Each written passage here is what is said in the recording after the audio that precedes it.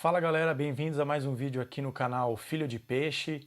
Antes da gente começar, eu queria agradecer mais uma vez pelo apoio, pelos comentários, pelos likes, pelo feedback aqui nos vídeos, nas redes sociais, com ideias sobre vídeos, enfim, com um feedback sobre o conteúdo que eu tenho trazido aqui com muito carinho para vocês.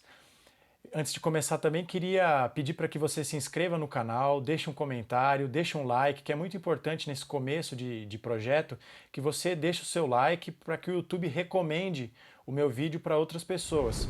E também manda aqui no WhatsApp, manda no Twitter esse vídeo para o seu amigo que gosta do Santos, que gosta de futebol, me dá força no começo desse projeto, divulgando para o máximo de pessoas que você conhecer esse vídeo que a gente vai falar hoje sobre a contratação do meia colombiano de 21 anos, Daniel Ruiz. Eu estou gravando na terça-feira pela manhã. Na noite da segunda-feira, o presidente Andrés Rueda, na reunião do Conselho Deliberativo, disse que o Santos deveria anunciar 2 novos jogadores nesta terça-feira. E se esse vídeo foi ao ar, é porque um deles é o Daniel Ruiz. Eu trouxe aqui, separei alguns números para analisar um pouco da carreira desse jogador e vou dar também a minha opinião sobre como ele pode contribuir com esse time do Santos. O Daniel Ruiz, ele é uma promessa do futebol colombiano, tem 21 anos, está na sua segunda temporada, já 2 temporadas no Milionários, ele foi contratado de um time menor da Colômbia chamado Fortaleza, e ele é tido como há uma grande expectativa em cima desse jogador. Ele é até chamado de novo James Rodrigues, né? Embora eu particularmente ache que esse tipo de comparação não contribui em absolutamente nada, porque o James teve talvez o auge da carreira dele tenha sido ali na Copa de 2014 aqui no Brasil, mas já era um jogador muito maduro, né? Jogou no Real Madrid, depois jogou no Everton. E o Daniel Ruiz, já mais velho, né? E o Daniel Ruiz é muito novo, e eu acho que esse tipo de comparação mais atrapalha do que ajuda, porque acho que essa sombra ela se torna um fardo para o jogador, a expectativa é muito alta e a gente sabe que há diversos fatores que ajudam a explicar o sucesso ou não de um jogador. Então, enfim, eu acho que esse tipo de comparação pode ser deixada de lado porque cada jogador tem a sua essência, tem o seu perfil. Mas vamos falar especificamente sobre o desempenho dele, né? Na temporada de 2022, o Daniel Ruiz, eu separei alguns números aqui, ele jogou 57 partidas, marcou 9 gols e deu 5 assistências. Acho que é um bom número, embora os números, na verdade, eles ajudam a ilustrar um cenário, embora eles não sejam o único elemento, né, que ajude a dizer se o jogador é uma boa ou se é uma boa contratação ou não. Mas eu acho que ele tem um perfil que ajuda, que pode servir para preencher essa lacuna que o time do Santos tem. Né, eu levantei algumas informações, procurei algumas notícias na imprensa colombiana, dei alguma analisada em jogos do Milionários na temporada anterior, e basicamente o time colombiano joga numa espécie de 4-2-3-1. Um centroavante mais parado dentro da área, uma linha de 2 volantes ali e 3 meias. Surgiu uma discussão nas redes sociais sobre se o Daniel Ruiz era um meia ou se ele era um ponta esquerda, um meia esquerda, que faixa do campo ele atuava. Eu vou tentar deixar aqui dentro do vídeo uma imagem com o mapa de calor dele na temporada de 2022. Mas olhando ali o esquema do Milionários, nessa linha de 3 meias, por trás do centroavante, ele jogava mais aberto pela esquerda, né? Não era ali a peça central. Mas, mal comparando, pelo que eu pude observar, ele tem um perfil um pouco parecido ali com o Gustavo Scarpa. Um jogador canhoto também. A diferença é que o Scarpa, embora tenha surgido ali jogando mais por dentro no Fluminense, no auge ali no Palmeiras, nas melhores temporadas do Scarpa, ele era um jogador que muitas vezes jogava ali pela direita, vindo para dentro, né, com a perna esquerda, tendo ali a oportunidade de dar assistências, cruzamentos, finalizar no gol. O Daniel Ruiz joga do outro lado, ele joga aberto pela esquerda. Pelo que eu pude ver, é um jogador que parece ter uma habilidade, parece ser habilidoso, tem um contra um minimamente interessante, então talvez é um jogador ali com um perfil de, embora o mapa de calor mostre que ele traz às vezes o jogo por dentro, ele joga na faixa central, é um jogador que pode explorar ali o pé bom, a perna esquerda indo para a linha de fundo. Então eu acho que é um jogador com um perfil interessante para o time do Santos, já que nesse começo de temporada, em muitas partidas, o Odair Hellmann acabou optando por um meio de campo com 3 volantes, né? O Rodrigo Fernandes ali na cabeça de área, ou o Sandri, né? Mas basicamente um meio de campo ali com Fernandes, Dodge, Sandri ou Dodge, Zanocelo, enfim, não houve ali ainda, com exceção dos jogos em que o Carabarral jogou ali contra a Ferroviária, o segundo tempo contra o São Bernardo, a maioria das partidas, inclusive contra o Palmeiras, o Santos jogou sem um meia de ligação. Então o Daniel Ruiz chegaria ali com essa oportunidade de ocupar um espaço que está vago há bastante tempo, né?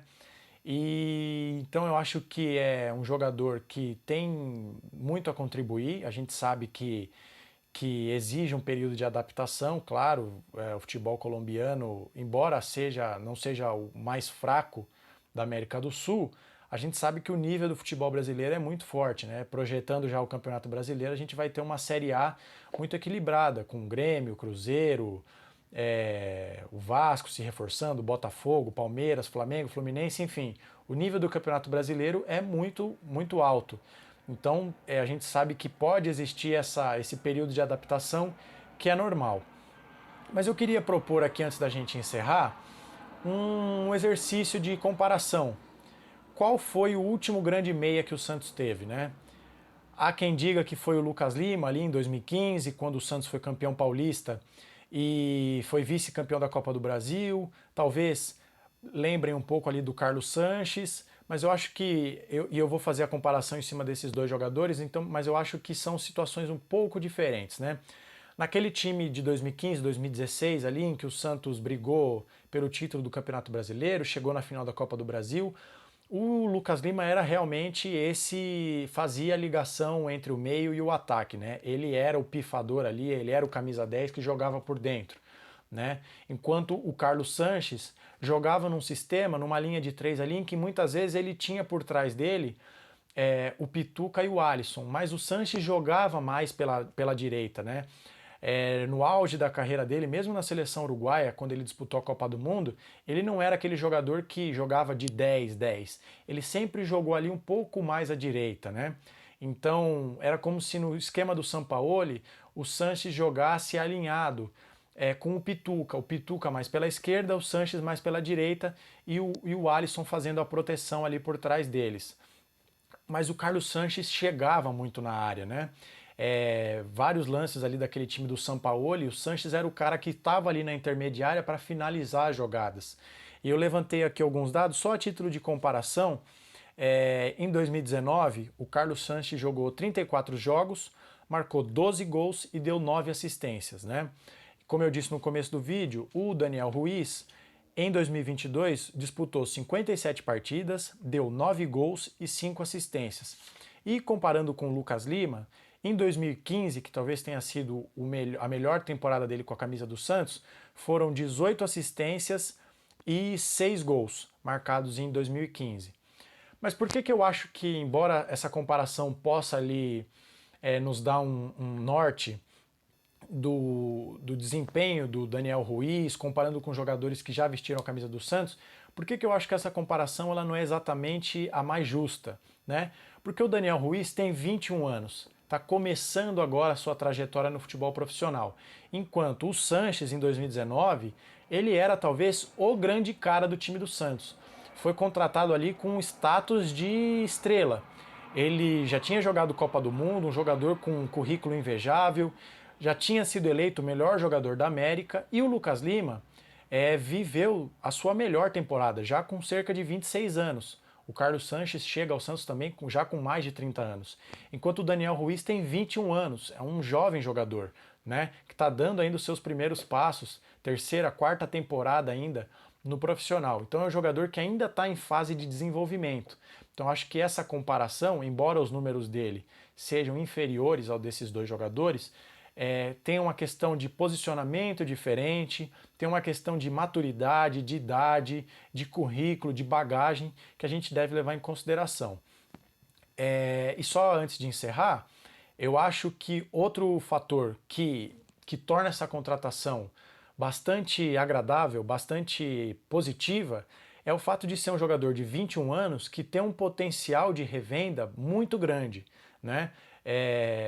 A operação, segundo consta, né, segundo os portais que cobrem o dia a dia do Santos publicaram, ainda não tem, no momento que eu estou gravando esse vídeo, na manhã da terça-feira, ainda não tem uma definição sobre o modelo do negócio. Alguns portais dizem que é um empréstimo com obrigação de compra e outros dizem que é com opção de compra. Mas seja como for, a operação gira em torno dos 20, 23 milhões, 25 milhões de reais.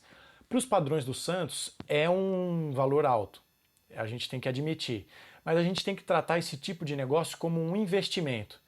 O jogador está sendo comprado por 20 milhões, lá na frente ele pode ser vendido pelo dobro ou muito mais, né? Guardadas as devidas proporções, o Enzo Fernandes, por exemplo, campeão do mundo com a Argentina na Copa de 2022, jogava no Defensa e Justiça, que é um time médio, pequeno da Argentina, foi contratado pelo Benfica, rapidamente se tornou um dos melhores jogadores do time, fez uma excelente Copa do Mundo, uma irretocável Copa do Mundo, e agora foi vendido do Benfica para o Chelsea por mais de 100 milhões de euros, né?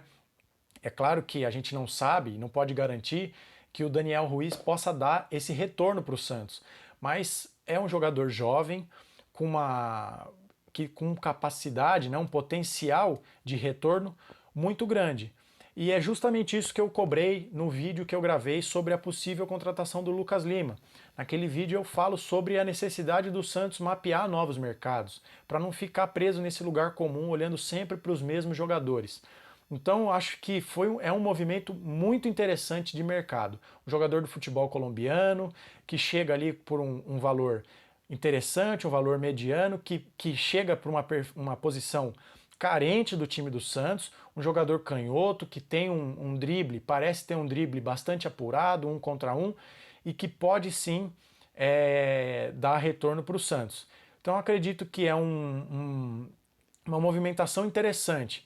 Vamos aguardar, né? O Santos tem até a sexta-feira para regularizar a situação do jogador e vamos torcer para que ele tenha um bom desempenho, porque o Santos realmente precisa desse meia articulador de jogadas, que é o jogador que vai municiar ali os atacantes, que pode dividir o peso da criação de jogadas com o próprio Soteldo, que vai ficar um tempo fora, mas o Santos basicamente joga a bola no Soteldo e reza. Então, tendo esse jogador na faixa central do campo para criar jogadas para o Marcos Leonardo, para o Mendonça, para o Ângelo, para o Lucas Braga, seja quem for, eu acho que é uma opção muito interessante, que tem tudo para dar certo no Santos.